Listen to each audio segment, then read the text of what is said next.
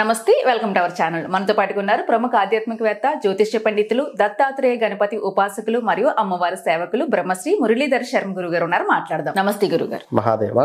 గురుగారు, కొన్ని సందర్భాల్లో ఎలా ఉంటుందంటే, మనం ఎంత నిజాయితీగా మన పని మనం చేసుకుంటున్నా, ఎవరి జోలికి వెళ్లకుండా మన బాధ మనం పడుతుంటే, మన వెనకాల మన గురించి చెడుగా చెప్పి, మనం అనలేని మాటలు కూడా వాళ్ళని అన్నామని చెప్పి రకరకాల రూమర్స్ క్రియేట్ చేస్తూ మనల్ని కిందకి లాగాలని, మనల్ని బ్యాడ్ చేయాలని ఇట్లాంటి ప్రయత్నాలు కొంతమంది చేస్తూ ఉంటారు. అసలు మన ప్రమేయం ఉండదు.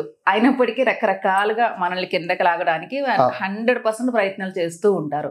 అలాంటప్పుడు అవన్నీ మనకి తెలిస్తే కొంచెం డిస్టర్బ్ అవుతాము. మనము మానసికంగా కొంచెం డిస్టర్బ్ అవుతాం. మనం చేసే పనిలో కొంచెం కాన్సన్ట్రేషన్ ఆటోమేటిక్గా తగ్గుతుంది. కొంతమంది సెన్సిటివ్ పీపుల్ అయితే ఇంకా ఫీల్ అవుతూ ఉంటారు, అరే నాకు ఎందుకు ఎట్లా చేస్తున్నారు వీళ్ళు, నేనేమి ఎవరిని ఏమి అనను కదా, మంచిగా ఉంటున్నాను కదా, ఎందుకు ఎలా తయారవుతున్నారు మనుషులను బాధపడుతూ ఉంటారు. సో అలాంటి ఇబ్బంది మన దాకా ఏదైనా చెప్పుకుని అది కనీసం మన దాకా రాకుండా ఉండాలి. అలాగే చెప్పిన వాళ్ళకి ఖచ్చితంగా తర్వాత ఫ్యూచర్ అనేది కొంచెం ఇబ్బందికరంగానే ఉంటుంది, తాత్కాలికంగా బాగుంటుందేమో. సో అలాంటి పనులు చేస్తున్నప్పుడు ఎలా మనం రియాక్ట్ అవ్వాలి గురుగారు మన దాకా వచ్చినప్పుడు? ఇప్పుడు మీరు ఒక మాట అన్నారు, మన పని మనం చేసుకుంటూ ఉంటే మన వెనకాల ఎవరో ఏదో మాట్లాడుతుంటారు. మొన్న ఈ మధ్యలో ఒక ఇంటర్వ్యూలో బ్రహ్మానందం గారు చెప్తారు, మన వెనకాల అన్నవాడు మన వెనకాల ఎక్కడో ఉన్నాడు, మనం ముందున్నాం, మన వెనకాల ఉన్నాడు వాడు. అంతే కదా, అంతే అన్నట్టు కదా. సో నువ్వు మా వెనకాల మాట్లాడుతూ ఉండేటువంటి వ్యక్తి ఎవరైతే ఉన్నావో, నువ్వు మా వెనకాలనే ఉన్నావు, ముందుకు నువ్వు రాలేవు, ఆ వచ్చే స్థాయి మీది కాదు అనేటువంటిది ఫస్ట్ మనం అది అర్థం చేసుకోవాలి. ఇక రెండవది, ఎంత మౌనాన్ని మనం వహిస్తామో, ఎంత మౌనంగా ఉంటామో, అతను చేసుకున్న పుణ్యము మొత్తం మన ఖాతాలోకి వస్తుంది. ఓకే, మనము ఎంత మౌనంగా ఉంటున్నామో,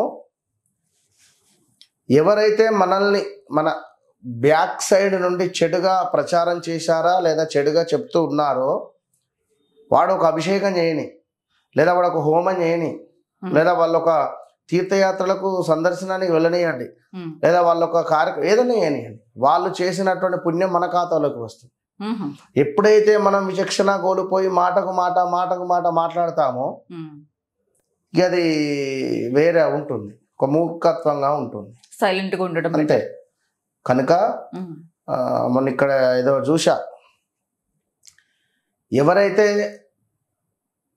మనల్ని పట్టించుకోరో, ఎవరైతే మనకు సంబంధించినటువంటి విషయాల పట్ల కానీ మనల్ని ఎవరైతే దూరం పెట్టాలి అని చెప్పి చూస్తారో, వారి పట్ల మనము ప్రేమ చూపించిన, వారు మనకి కావాలి అని కోరుకున్న, ఇంతకంటే మూర్ఖత్వము ఇంతకంటే మరొకటి లేదు అని చెప్పి ఇక్కడ చదివి ఉన్నా.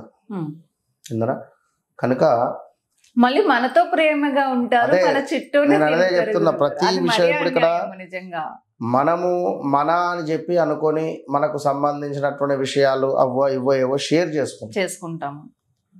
ఇవి వాళ్ళు అలసుగా తీసుకొని కొన్ని సందర్భాలలో అలా చెప్పినా పర్లేదు, ఇంకొంచెం ఎక్కువ కల్పించి చెప్తారు.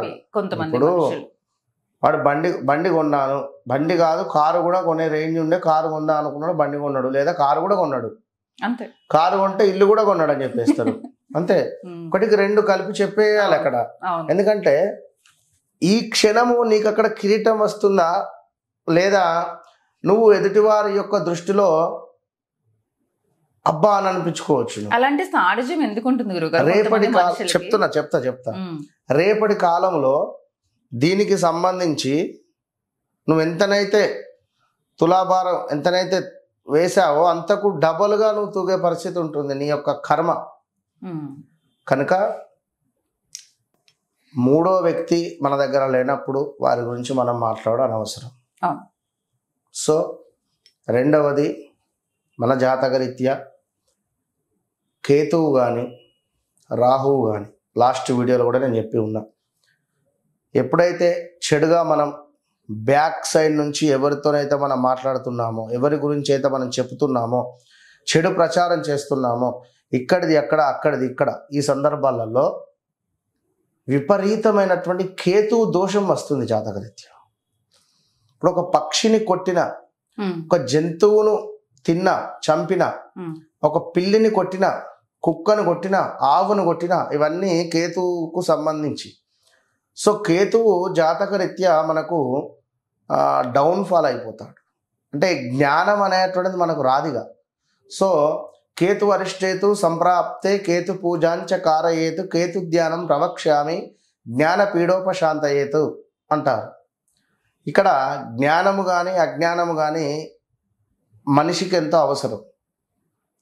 అక్కడ అగ్గి ఉన్నది, అది ముట్టుకుంటే కాలుతుంది కాలదు అని కేవలం మనకు మన జ్ఞానం ద్వారానే తెలుస్తుంది. సో జంతువులు దాన్ని ముట్టుకొని కానీ కాలుతో ఇట్లా అని కాలిన తర్వాతనే దానికి తెలుస్తుంది. సో దానికి 10 సార్లు కాలిన తర్వాతనే అనుభవం వస్తుంది. సో ఇక్కడ అదేవిధంగా ఈ మనిషికి కూడా ఆ జంతువులాగా అయిపోతాడు ఇక చివరి సమయానికి. విన్నారా? అంటే జ్ఞానం అనేది ఒక మనిషికి ఎంతో గొప్ప వరం. ఈ జ్ఞానం అనేటువంటిది ఈ జ్ఞానం అనేటువంటిది ఎప్పుడైతే నీ దగ్గర లేదో నువ్వు విచక్షణ రహితం అనేటువంటిది కోల్పోతారు. ఈ సందర్భంలో ఎప్పుడు ఎవరి గురించి ఎక్కడ మనం చెప్పకూడదు. అలా మీ గురించి ఎవరైనా చెప్పినా కూడా ఖచ్చితంగా కూడా ఒకటే, గణపతికి సంబంధించినటువంటి ఆరాధన కానీ లేదా ఈ యొక్క మెడిటేషన్ ఏం లేదు, కూర్చొని ధ్యానం చేసుకోండి. కూర్చొని ఒక దీపారాధన చేసి చక్కగా మీకు నచ్చినటువంటి మంత్రాన్ని ధ్యానం చేసుకోండి, లేదా అమ్మవారి ఆరాధన చేయండి, లేదా గణపతి ఆరాధన చేయండి. అది ఎంతకు అంతకు రివర్స్గా వెళ్ళిపోతుంది కనుక యద్భావం తద్భవతి. సో మనం ఏదైతే ఆలోచిస్తామో అదే జరుగుతుంది.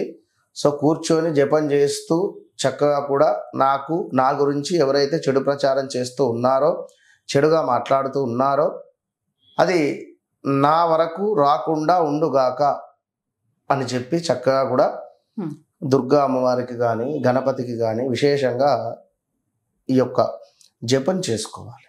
ఇక మరీ ముఖ్యంగా తోక మిరియాలను తీసుకోవాలి. బొగ్గులు ఎర్రగా అయిన తర్వాత చక్కగా కూడా ఒక్కొక్క తోక మిరియం తీసుకొని నా గురించి ఎవరైతే చెడుగా అనుకుంటున్నారో వారి నుండి నాకు చెడు ప్రభావితము నాకు రాకుండా చూడు తండ్రి అని ఓం భం భైరవాయ నమః, ఓం భం భైరవాయ నమః అని 108 కూడా ప్రతి శనివారము మీరు ప్రదోషకాలం సమయంలో కానీ ఆదివారం కానీ లేదా ఆదివారం అష్టమి కలిసి వచ్చినా కూడా అష్టమి తిథులలో కూడా చేస్తూ ఉండండి. 100కు 100% అద్భుతమైనటువంటి రిజల్ట్ ఉంటుంది. ప్రశాంతంగా ఉంటాం ఖచ్చితంగా. కొంతమంది ప్రశాంతంగా బ్రతకనివ్వట్లేదు కూడా జనాలు. వాళ్ళకి కర్మ ఆటోమేటిక్ గా పెరుగుతుంది కదా గురుగారు. ఇప్పుడు మీరు చెప్పినట్టుగా 100% మనకి కర్మ తగ్గుతుంది, వాళ్ళకి పెరుగుతుంది. కాబట్టి ఎప్పుడు ఎవరి గురించి మూడో మనిషి గురించి అసలు ఎప్పుడు మాట్లాడకూడదు. ఎవరైనా చెప్పినా కూడా మనం నమ్మాల్సిన అవసరం లేదు. ఆ మనిషికి మనకు ఉన్న బాండింగ్ మనకు తెలుస్తుంది. సో దాని వల్ల ఈ మధ్య చిన్న చిన్న గొడవలు ఎక్కువైపోతున్నాయి, ఫ్యామిలీస్ లో కూడా ఎక్కువైపోతున్నాయి. ఫ్రెండ్స్ మధ్యలో విడగొట్టేస్తుంటారు. ఇప్పుడైనా థర్డ్ పర్సన్ ఎంటర్ కావద్దు. ఏ రిలేషన్ అయినా అంతే. అప్పుడే హ్యాపీగా ఉంటాము. మంచి రెమెడీ చెప్పారు. అలాంటి ఇబ్బంది ఎవరైనా పడుతున్నారు అనుకుంటే గురుగారు చెప్పిన రెమెడీ ఫాలో అవ్వండి. నమస్తే గురుగారు.